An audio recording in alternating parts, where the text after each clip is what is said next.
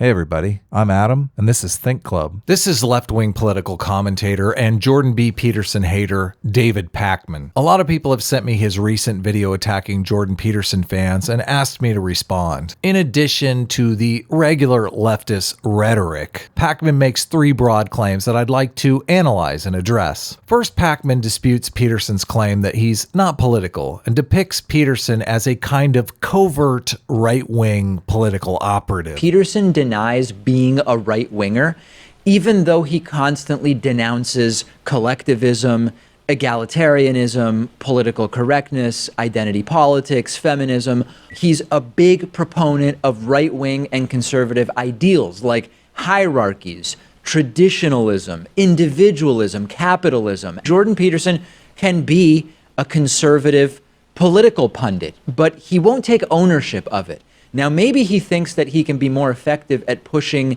this ideology or agenda if he's able to avoid being labeled as someone who's merely on the right. I don't know. That's a possibility. Second, Pakman makes a claim Peterson fans just assume Peterson's self-improvement advice is inextricably linked to what Pakman has branded as a kind of covert right-wing philosophy, and then goes on to argue other philosophies, presumably left-wing philosophies, are capable of producing the same kind of self-improvement advice. Peterson's giving universal, non-controversial advice which is espoused and accepted by many worldviews, often worldviews that are in direct conflict with Peterson's politics. And last, Pakman goes to great lengths to brand Jordan Peterson fans as a mindless, mostly male cult, irrationally and over-emotionally engaging in a toxic brand of political tribalism. The main idea is that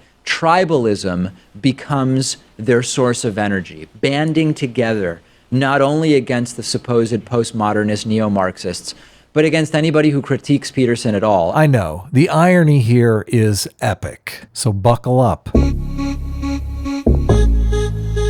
So let's start with Peterson's political affiliation. Why is it so important for left-wing commentators to brand Jordan Peterson as some far-right conservative? It's not a matter of no import to mischaracterize someone as far-right, especially in today's political climate.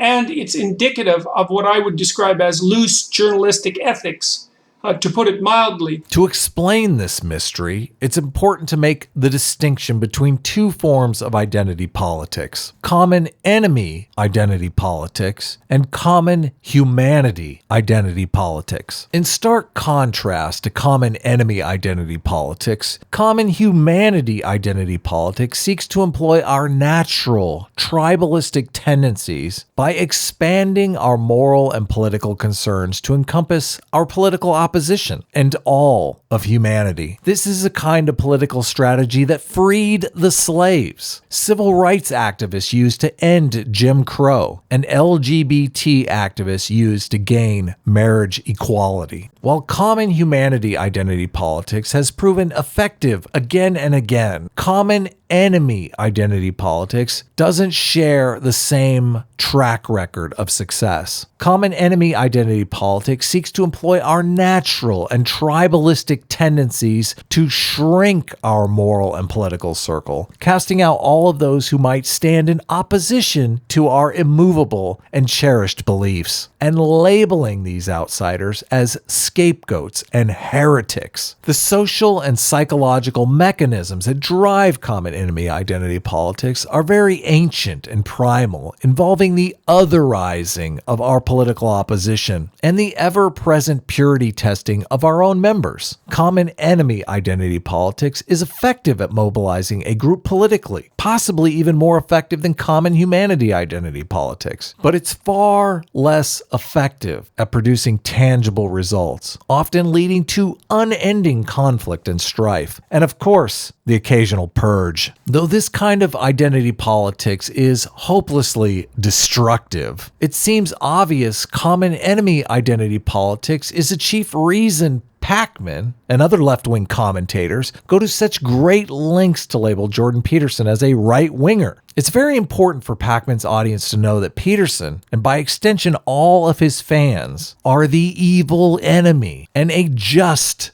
target for Packman and his underhanded attacks. But without question, this kind of cringy fanboy behavior of so many Peterson fans, Peterson gives fans a way of feeling smart without actually having to thoroughly study the intellectuals that Peterson cites. So I said it. I said the word cult.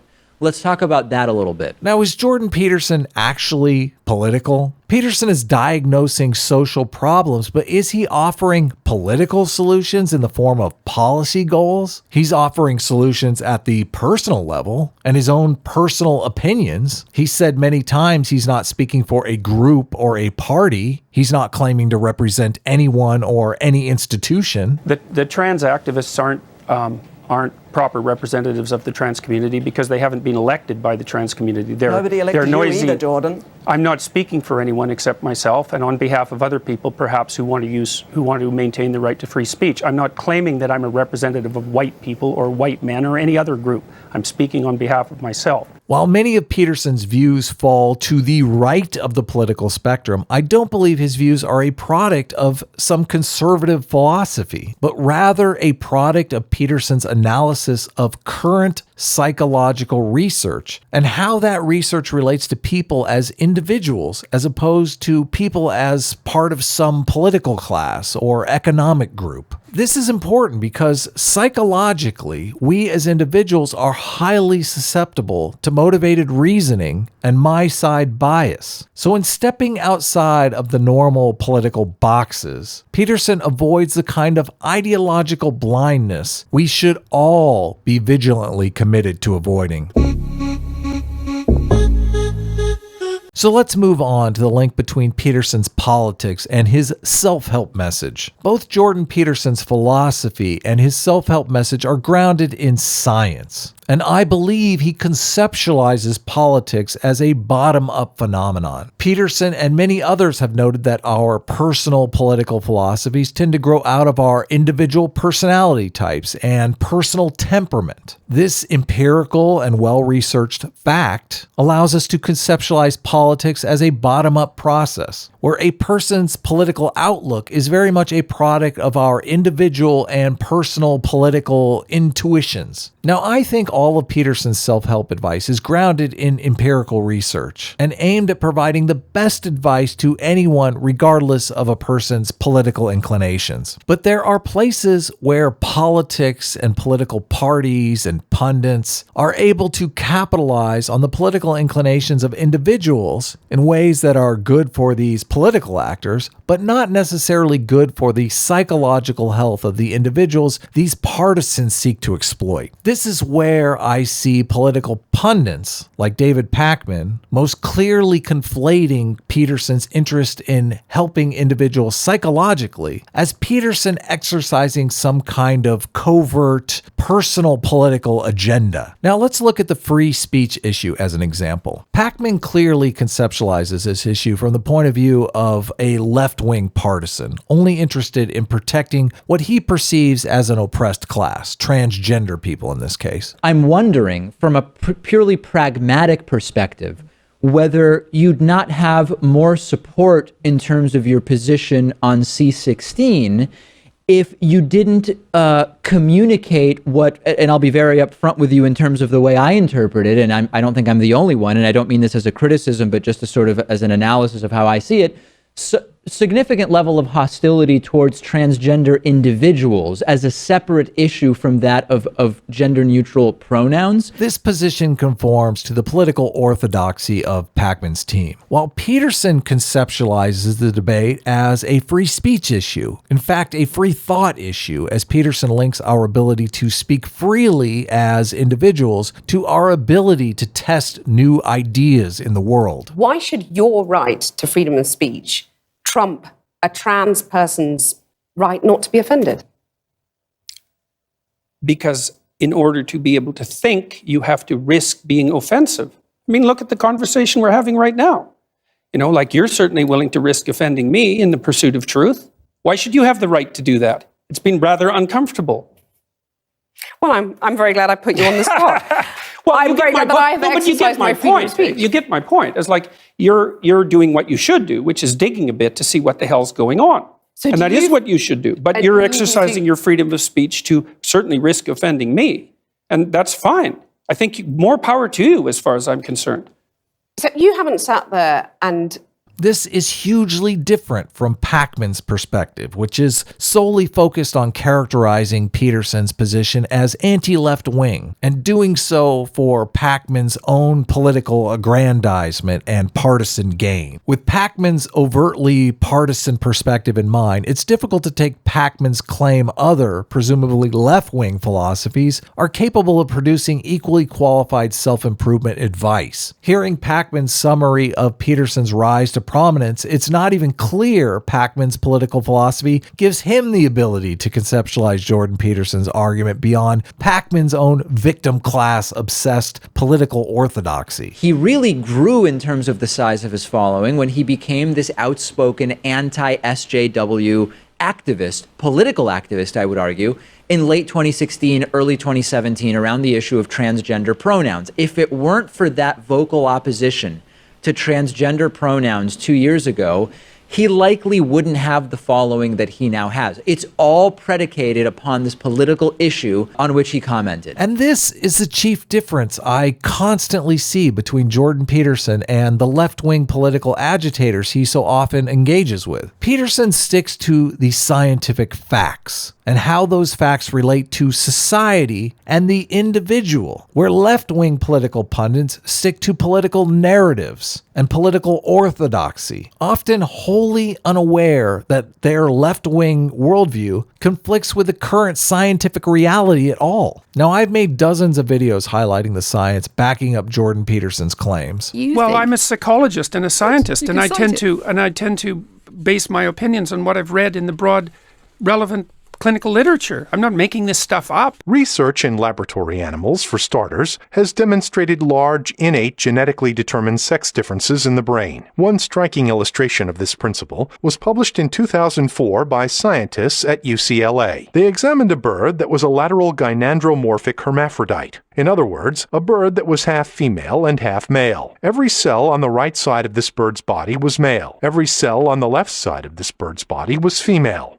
This bird's blood contains a mix of female and male hormones. Female hormones manufactured by the ovary, and male hormones from the testicle. Now let's take a look at this bird's brain. If the theory popular in the 1970s and 1980s were correct, we shouldn't see big differences between the left and right sides of this bird's brain. The brain of this bird is nourished with blood that contains an equal mix of female and male hormones. So if hormones are responsible for sexual differentiation of the brain, then the left and right sides of the brain should look the same. But they don't. The left and right sides of this bird's brain are dramatically different. Left-wing orthodoxy is unable to accept the current gender science, since any acknowledgement of the current scientific literature calls the viability of their political goals into question. Now, this has ramifications at both the personal and societal level, but Peterson's point of focus is on the science and how the facts relate to an individual's success and achievement. His endorsement of what is essentially a conservative worldview is not based on conservative orthodoxy, but an objective view of the scientific data. If the data were to confirm a left-wing political orthodoxy, Peterson would endorse that perspective. So I'm sure Packman, like most political ideologues, is only interested in science that confirms his own political beliefs. This is the most prominent problem with political orthodoxy, and likely why Peterson isn't interested in taking sides. This is why we must focus on the individual, because social policy must ultimately conform to the facts on the ground and how those facts shape our lives as individuals. So in sum, I struggle to see how left-wing orthodoxy, in its modern-day incarnation, rendering most of its adherents virtually deaf, dumb, and blind to so many scientific realities, could produce anything close to the kind of facts-based self-improvement message Jordan Peterson is offering. Packman's assertions to the contrary seem wishful, even naive to people's personal situations and our current political climate. And without some evidence or specific details, these assertions sound like nothing more than ideological-driven pipe dreams.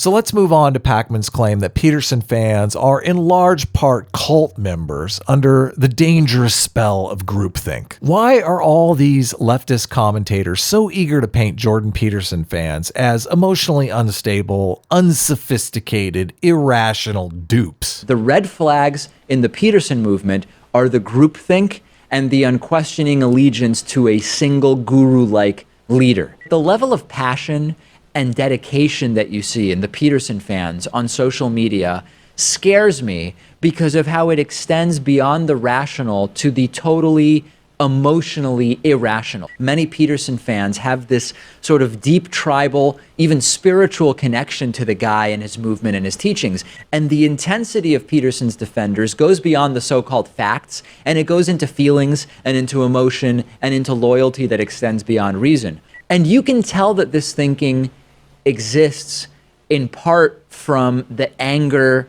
and the condescension with which Peterson fans argue against anybody who criticizes him. I've experienced this, right? I'm talking about the fans themselves and their cohesion and their aggressiveness and groupthink. That's what we should really be paying attention to. Well, first of all, I'd like to point out that Pachman makes the same argument against Jordan Peterson fans any bigot might make against any minority group. Now, this is okay for Pachman because he goes to great lengths to present the targets of his bigotry as mostly white males, which his ideologically driven audience of non-group thinkers conceptualize as evil oppressors, making Pachman's thoughtless and reprehensible attacks morally acceptable. As I've mentioned in previous videos, this is also becoming a favorite attack of leftist commentators eager to increase tribalism and political polarization by placing a social penalty on anyone who might be interested in the ideas or work of whoever is the current leftist target. Also, I'd like to mention, since Pachman has a proclivity for virtue signaling to the skeptic community, but we should be really cautious about filling those voids totally or mostly with one person's advice. That's always a bad idea because we can become sheep and accept everything that that person says without skepticism or without enough skepticism. And then you end up in this position of many Peterson followers, which is that you think anybody who criticizes that one person must be an idiot. I'd like to point out the entire second half of his video is based on fallacious reasoning. Pachman makes what is known as the ecological fallacy or the ecological inference fallacy by conflating his personal anecdotal experience with individual members of a group and all the members of that group. Now, I'm sure Pachman wouldn't like it much if some right-winger were to assert that all men are better at math because men on average are better at math. I mean, this is fallacious reasoning at its finest. And of course, like most political ideologues, I'm sure Pachman's bigotry and ideological inflexibility is completely invisible to him. Knowing that it's mostly an echo chamber of unthinking, reflexive, conservative, I hate to even call it thought there, sort of non-thought. Another large part of his argument seems to be based on the fact that he's found Peterson fan art on the internet, something that exists for every celebrity and minor e-celebrity on the planet. Pachman uses this fan art and photos of regular working class people to mischaracterize all of Peterson's fans as irrational, unthinking nut jobs. How is Pachman's argument anything more than the raw and toxic political tribalism Pachman claims to condemn? There are many Peterson fans who would benefit from being a little bit more self-aware. One of the most disconcerting things about Peterson fans is how seriously they take themselves, something that open-minded people with a sort of healthy diversity of intellectual influences rarely do. They rarely take themselves so seriously. Most people actually learn to become embarrassed about taking themselves so seriously, and they eventually grow out of it, which maybe some Peterson fans will do. It's so ironic. So many left-wing commentators hide behind the curtain of intellectualism, free thought, and open philosophical inquiry, while promoting this careless brand of political tribalism destined to destroy what little remains of our civil discourse. If Peterson has a political issue, in the classic political issue sense, an issue he's focused on fixing, an issue that threatens the very existence of our political institutions, an issue Pac-Man appears to exploit on a daily basis. It's the issue of turning down the heat on our political tribalism, putting an end to groupthink, and dialing back our instinctual commitment to common enemy identity politics. I'm not in favor of people banding together in ideological groups, and instead would much rather see people live fundamentally productive and meaningful and honest individual lives, and in that manner be a light unto their neighbors, so to speak, to show the way to live in the world without undue ideological possession and to move forward things productively in that manner. I don't know of any pathway forward through this increasingly polarized political landscape that we find ourselves in that isn't absolutely rife with the possibility of conflict. And if I haven't made that clear so far, I would certainly like to make it clear now. So I would encourage those of you who are considering yourself, say on the alt-right for that matter, as well as on the radical left, to transcend your dangerous and impersonal ideological identification and start to live as true individuals in the world. That's what I think, and I hope that I've been communicating that, and if I haven't, well, I apologize, because that's what I've been trying to do. So I hope we can learn to better understand others and their political perspectives without jumping to the conclusion that these people are evil actors in danger of destroying us all. And for the David Pac-Mans of the world, those narrow-minded political ideologues that just want to step all over people for their own political gain, get f***ed. So I said it. I said the word cult. Let's talk about that a little bit. Boom. There I am right there. Right here. Boom. He said he talked about cult. So he's saying, you know, I talked about a cult, and then he shows my photo as if I'm in a cult, dude. Like, dude, I'm studying Jung, I'm doing other stuff. I don't just want to think about Jordan Peterson all day. Why try to frame me like this? Look at this. You know, I didn't give you permission to put my face up on this. Like, you know, you got 500,000 subscribers and you're using my face to make your political points. It's not a good look, man. Well, first of all, if you don't have a purpose, it isn't that your life becomes neutral in a meaningless sense. It's that your life becomes characterized by unbearable suffering. Because the baseline condition of life is something like unbearable suffering.